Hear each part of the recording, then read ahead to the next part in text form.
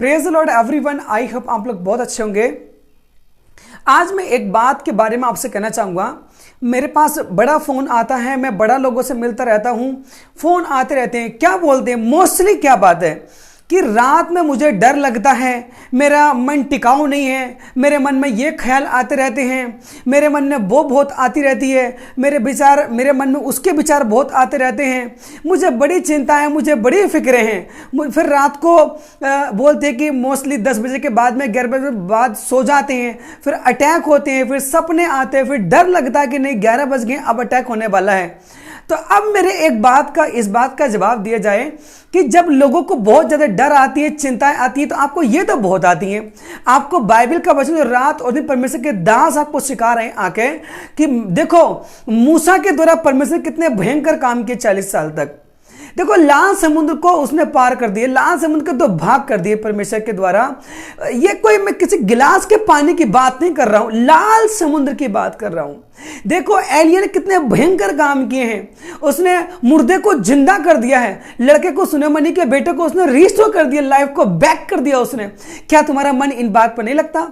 Elisa कहता है कहां गया एलिया का परमेश्वर? उसने कपड़ा मारता पानी में खींच के, उसमें कहता कहां गया एलिया का परमेश्वर?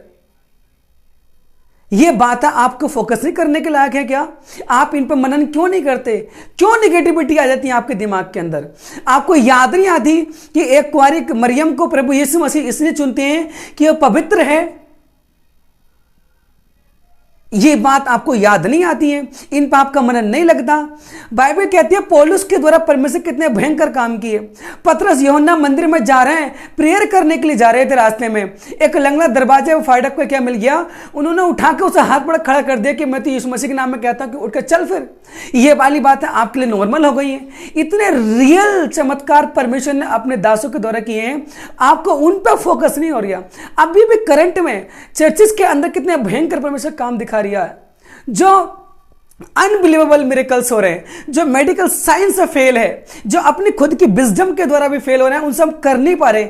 बीइंग अ वेल एजुकेटेड हम कोई सॉल्यूशन नहीं निकाल पा रहे हैं, लेकिन हमारा मन अपने दिमाग पर लगा हुआ है, अपने शरीर पर लगा हुआ है, इस संसार में लगा हुआ है, इस पर नहीं लगा हुआ कि पतरस के द्वारा परमेश्वर ने कितने भयंकर काम किए। पौलुस कहता है कि मैं आत्मा का बना हुआ हूं।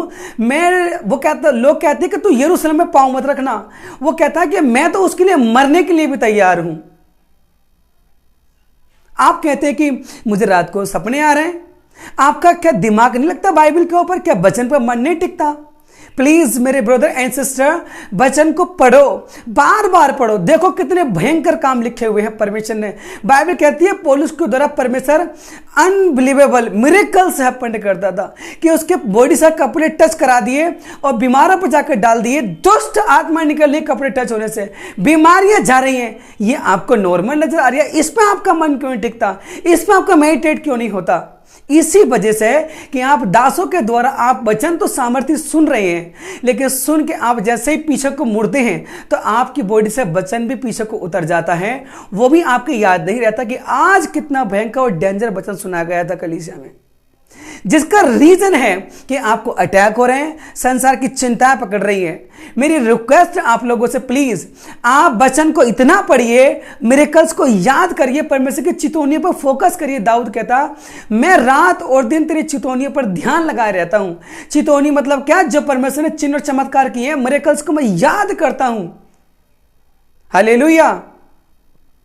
परमेश्वर आपको ब्लेस करे। बाइबल को पढ़ो, इतना पढ़ो कि शैतान को खारिज कर दो पढ़ते पढ़ते। इतना पढ़ो, इतना फायर दो उसे कि शैतान को खारिज नहीं, महाखारिज हो जाए यीशु के नाम में। तुम्हारी वंश में, जनरेशन में एंटर नहीं करेगा। ऐसी इतना वचन पढ़ो, इतना ज्यादा बाइबल पढ़ो, इतना ज्यादा होलीनेस में घुस जाओ कि आपका खड़ा होना एक आग का खंबा मौजूद हो शैतान के सामने। आमीन। परमेश्वर आपको ब्लेस करे। सबको जय मसीह की। God bless you.